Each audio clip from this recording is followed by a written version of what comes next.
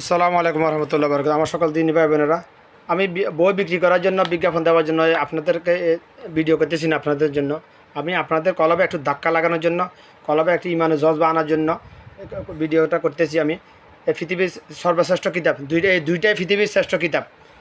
এক আমার আল্লাহর কোরআন, এটা কোরআনে পরে আসছে সহিহ বুখারী। দুইটাই পৃথিবীতে আসমান এবং জমিনে আল্লাহর পক্ষ থেকে আসা দুইটাই শ্রেষ্ঠ কিতাব।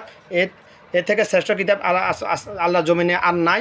আবার একজন মুসলমান, একজন আদম সন্তান, সে হিন্দুর ঘরে জন্ম হোক, খ্রিস্টানের ঘরে জন্ম হোক, কিংবা বৌদ্ধর ঘরে জন্ম হোক, কিংবা ইহুদির ঘরে জন্ম হোক, কিংবা মুসলমানের ঘরে জন্ম হোক, একজন আদম সন্তানকে মুসলমান হতে হলে এই দুইটা কিতাব অবশ্যই অনুসরণ করতে হবে, অন্য কোনো উপায় নাই। আমার রাসূলুল্লাহ সাল্লাল্লাহু আলাইহি ওয়াসাল্লাম বিদায় হজের ভাষণের যেটা বলেছেন ওটাই।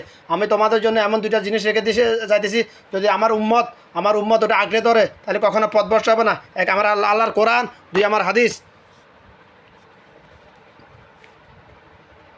বিদায় হজের ভাষণের মূল উদ্দেশ্য ছিল এটা, উম্মতের জন্য এই মেসেজটা পৌঁছানো, উম্মতের কাছে এই মেসেজটা পৌঁছানোর উদ্দেশ্যটাই ছিল বিদায় হজের ভাষণ।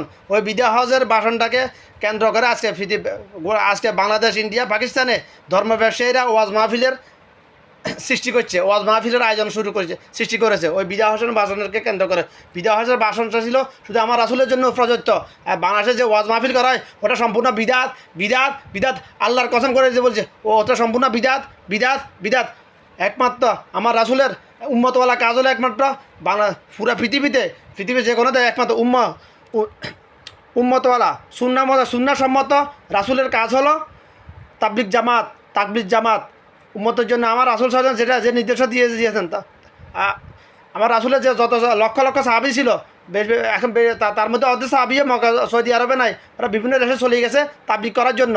তাবলিগ জামাত হলো আহলে সুন্নাহ আল জামাত হলো তাবলিগ জামাত। একমাত্র হক ফতে আছে একমাত্র তাবলিগ জামাত। হ্যাঁ, ওদের কিছু এলেমের কিছু ঘাটতি আছে, ওদেরকে সহি গাইড করা দরকার। ইনশাল্লাহ আমি আল্লাহ পাক আমাকে তৌফিক দিলে ইনশাল্লাহ আমি চেষ্টা করবো ইনশাল্লাহ বাংলাদেশে এসে ওদেরকে সহি গাইড দেওয়ার জন্য। ইনশাল্লাহ এই দুইটা কিতাবের মধ্যে ওদেরকে নিয়ে আসার জন্য। ওরা কি ফাজাইল আমল একটা পালন করে, ওখানে বেশিরভাগ জাল হাদিস, বেদাতি হাদিস, শুধু ওটাই ওদের ভুল। কিন্তু ওরা একমাত্র হক পথে দাওয়াত দিতেছে, একমাত্র নিজের খায় নিজের পরে আল্লাহর জন্য, আল্লাহ দিন কায়েমের জন্য, দিন প্রচার করার জন্য কাজ করতেছে একমাত্র তাবলিগ জামাত। আর সমস্ত সকল দল বাতেল বাতেল বাতেল।